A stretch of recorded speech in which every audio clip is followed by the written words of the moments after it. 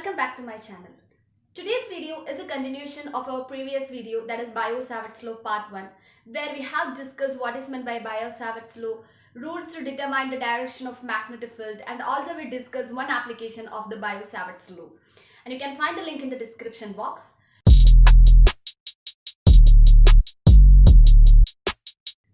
Magnetic field due to a circular current carrying loop. In order to find the magnetic field at the center of the current loop, here we will consider a current loop with radius r carrying a current I. Here I is in anti-clockwise direction. We wish to calculate the magnetic field at the center O. Now we can divide this circular loop into a number of small current elements. Consider a small current element dl on the current carrying loop. So here is the small current element dl. According to Biot-Savart's law, the magnetic field dB is equal to mu0 by 4 pi I dl cross r divided by r cube. This is a vector form of Biot-Savart's law, or I can write dB as mu0 by 4 pi I dl sine theta divided by r square, where theta is the angle between dl and the position vector r. Here, this dl is along the tangent of the circular loop. So I can say that since dl is along the tangent, dl is perpendicular to r, or angle between dl and r is 90 degree. So theta is equal to 90 degree. And the magnetic field at the center will be into the plane of the paper.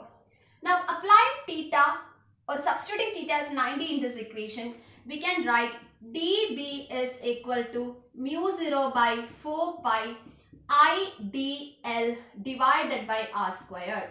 Here sine 90 is equal to 1. So the equation becomes dB is equal to mu0 by 4 pi I dl divided by r square. Now the magnetic field due to all such current element will be into the plane of the paper itself. So the total magnetic field B will be equal to integral over dB. Instead of dB, we can substitute mu0 by 4 pi I dl divided by r square. So this is mu0 by 4 pi I dl divided by r square, where mu0 I by 4 pi r square is a constant. We can take it outside. So this becomes mu0 I divided by 4 pi r square into integral over dl. Since we are considering a circular loop, integral dl is the circumference of the circle.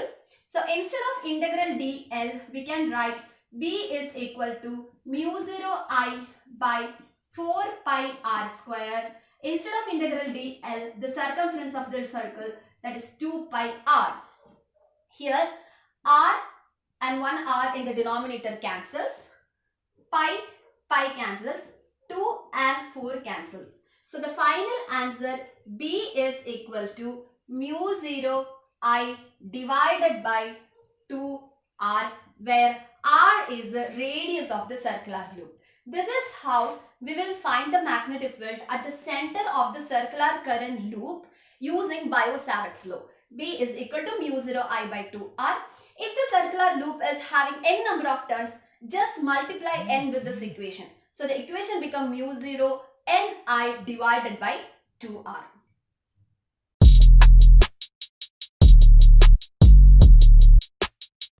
Magnetic field at the axis of a circular current carrying loop. So here we consider a circular loop with a center C and radius A. Let it carries a current I. So the current I is in anti-clockwise direction. We wish to calculate the magnetic field at point P, which is at r distance from the center C. Now we will consider a small current element dl on the top of the circular loop, and the dl is always pointing in outward direction. Let S be the position vector of point P with respect to the current element dl.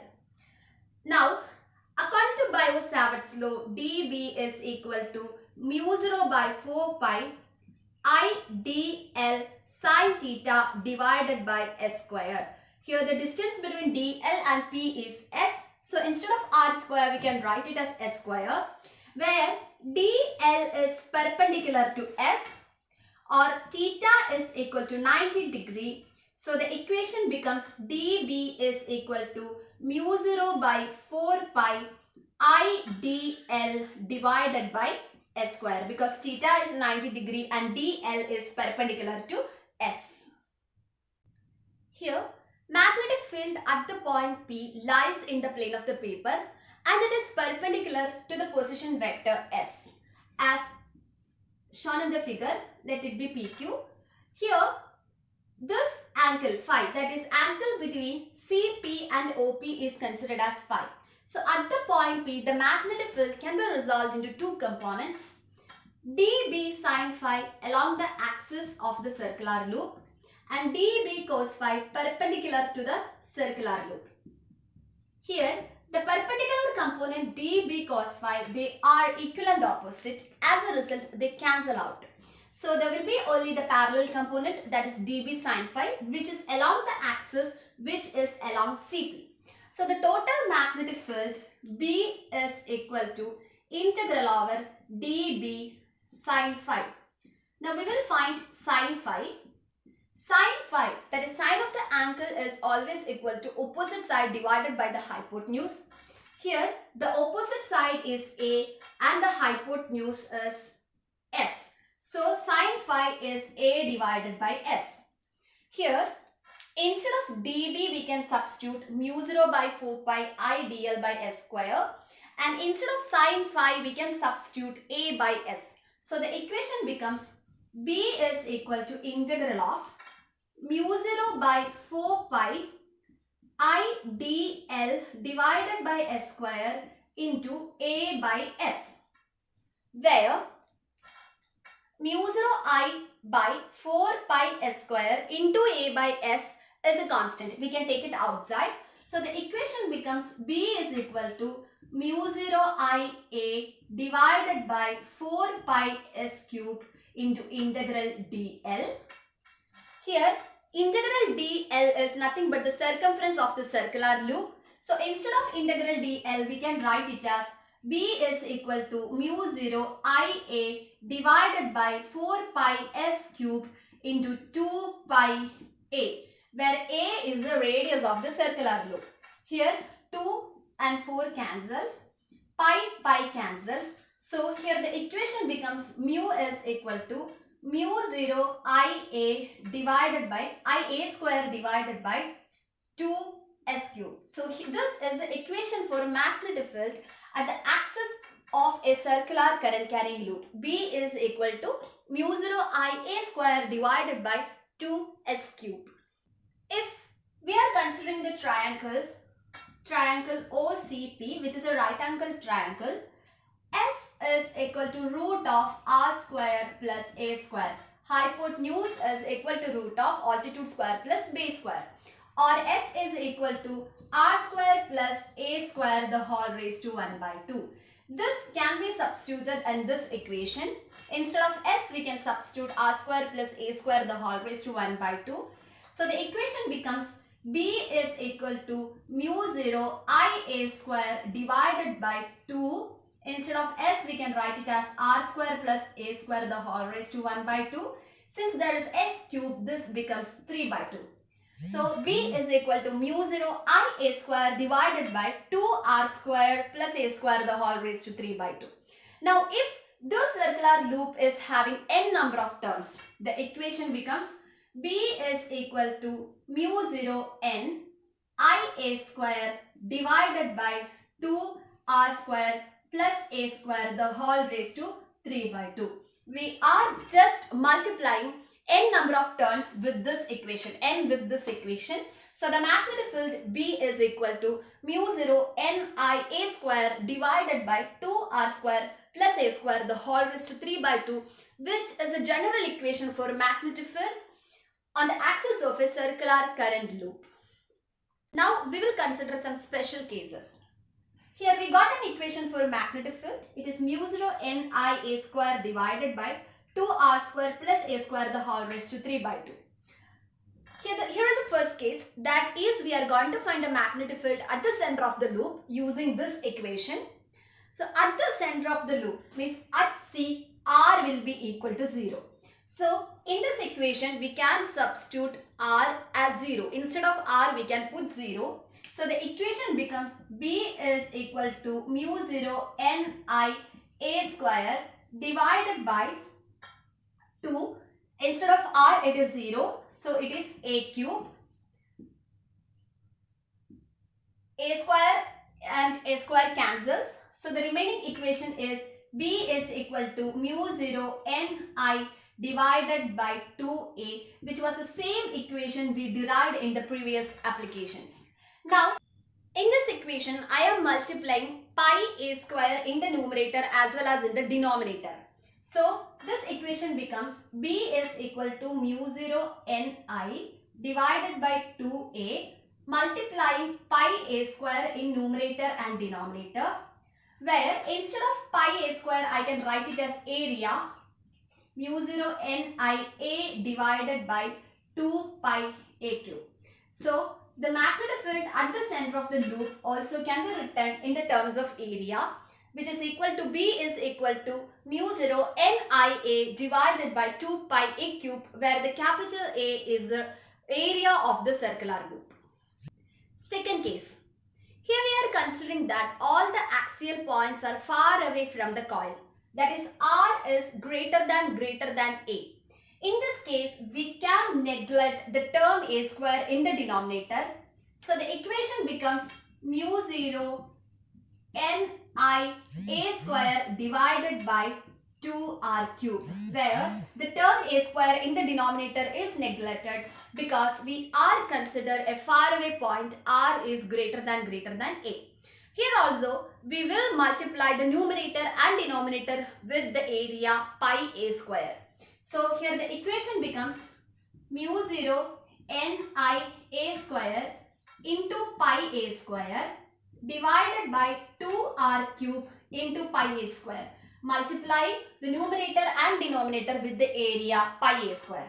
Here the equation becomes B is equal to mu 0 Ni A square into area divided by 2R cube pi A square. A square cancels, and the final equation becomes mu 0 Ni A divided by 2 pi R cube. So this is the equation for the magnetic field on the axis of a circular loop if all the points are far away from the circular loop in the terms of area. Mu 0 Ni A, where the capital letter A is the area of the circular loop, divided by 2 pi R cube, where R is the distance between the point and the circular loop. Now we will consider the third case. That is, the axial point is equal to the radius of the circular loop. So R is equal to A. So in this equation, instead of R we can write it as A. So the equation becomes B is equal to mu 0 Ni A square divided by 2 A square plus A square the whole raised to 3 by 2. Or this equation becomes mu 0 Ni divided by 2 raised to 5 by 2A. So if R is equal to A, or if the axial point is equal to the radius of the circular loop, then the magnetic field B is equal to mu 0 Ni divided by 2 raised to 5 by 2 into A, where A is the radius of the circular loop.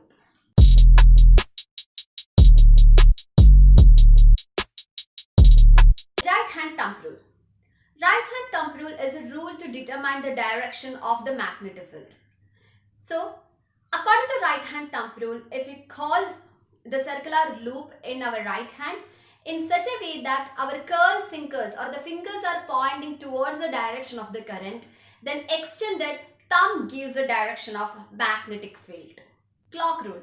Clock rule is to determine the polarity of the phase of the circular current loop. Here, if according to clock rule, if the current flows in anti-clockwise direction, then the circular current loop, the phase of the circular current loop act like the north pole. If the current flows in the clockwise direction, then phase of the circular loop acts like south pole.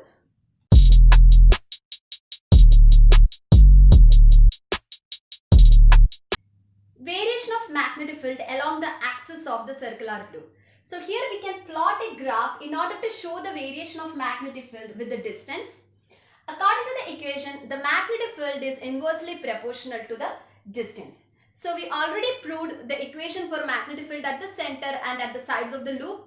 The magnetic field is maximum at the center and it decreases as we move away from either sides of the circular loop. So the nature of the graph is this. Magnetic field is maximum at the center and it decreases as we move away from either sides of the loop. So that's all for today. Catch you soon with another fresh topic and thank you for watching me.